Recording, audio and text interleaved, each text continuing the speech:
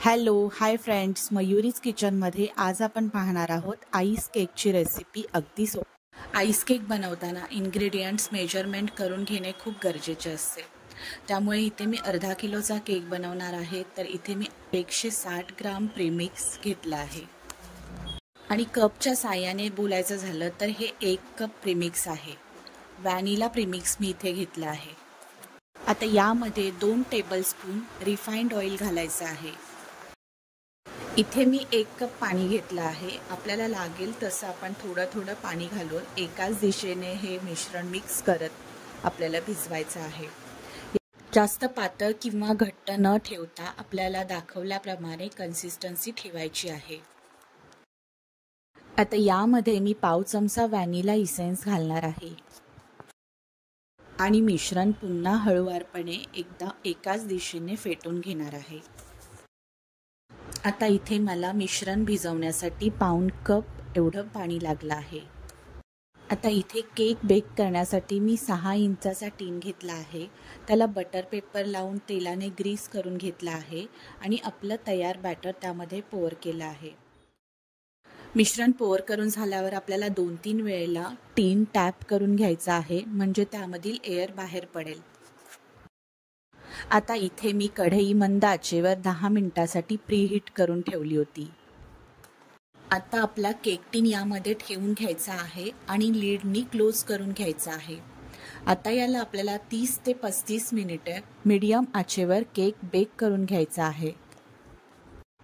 30 ते 35 मिनिटानंतर आपला केक बेक होऊन तयार आहे. टूथपिकच्या साहाय्याने तो आपण चेक करायचा आहे. बाहेर काढून आपल्याला तो रूम टेम्परेचरवर थंड होऊ द्यायचा आहे आणि थंड झाल्यानंतरच आपल्याला त्याचा आईस केक बनवायचा आहे. थंड झाल्यावर इथे मी केकचे स्लाइस करून घेतले आहे. तुम्ही पाहू शकता केकला किती छान सुंदर जाळी आली आहे ती. आयसिंगसाठी इथे मी 1 कप प्रोपोलाइट व्हिपिंग क्रीम घेतली आहे. व्हिपिंग क्रीम बनवताना मेल्टेड क्रीममध्ये कुठलेही आईस क्रिस्टल्स नसावे. क्रीम फेटत असताना पहिली 2 मिनिटं मीडियम स्पीडवर आपल्याला क्रीम फेटून घ्यायची आहे.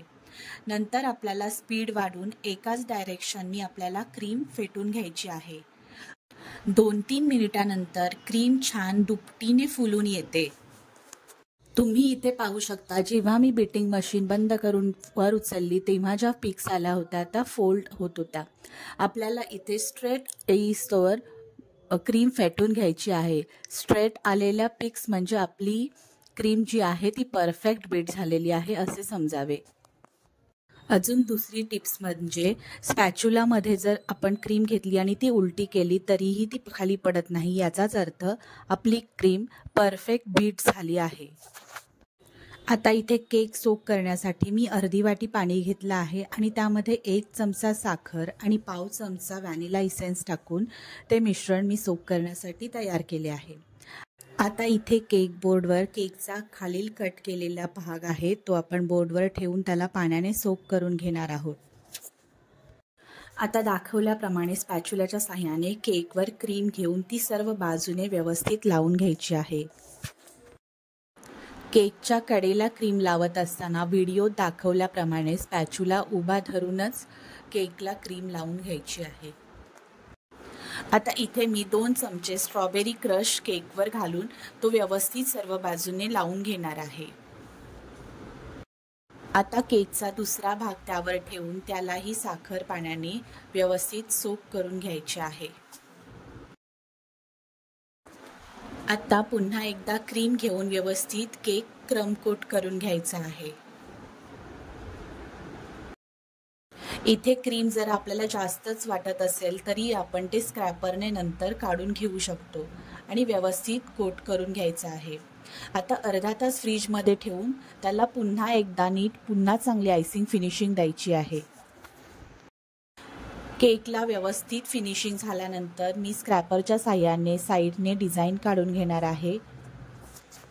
इथे मला केकवर पर्पल कलरची डिझाईन काढायची आहे. त्यासाठी क्रीममध्ये मी 3 ड्रॉप पर्पल कलरचे टाकले आहेत आणि त्यानंतर मी तो कलर बनवून डिझाईन करत आहे. केकवर डिझाईन करण्यासाठी मी नूर 46 या नोझलचा वापर केला आहे.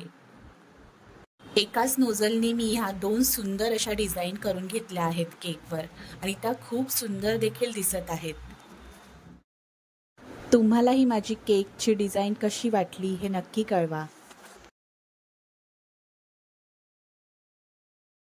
डिझाईन काढून झाल्यावर त्यावर मी वेगवेगळ्या कलरचे स्प्रिंकल्स लावले आहेत. तुम्हाला ही माझी केकची डिझाईन आणि रेसिपी कशी वाटली हे नक्की कळवा आणि घरी एकदा नक्की करून पहा. चॅनलवर नवीन असाल तर मयुरीज किचनला सबस्क्राईब करायला विसरू नका. अशाच नवनवीन रेसिपी ह्या चॅनलवर येत राहतील. व्हिडिओ संपूर्ण पाहिल्याबद्दल धन्यवाद. थँक्यू.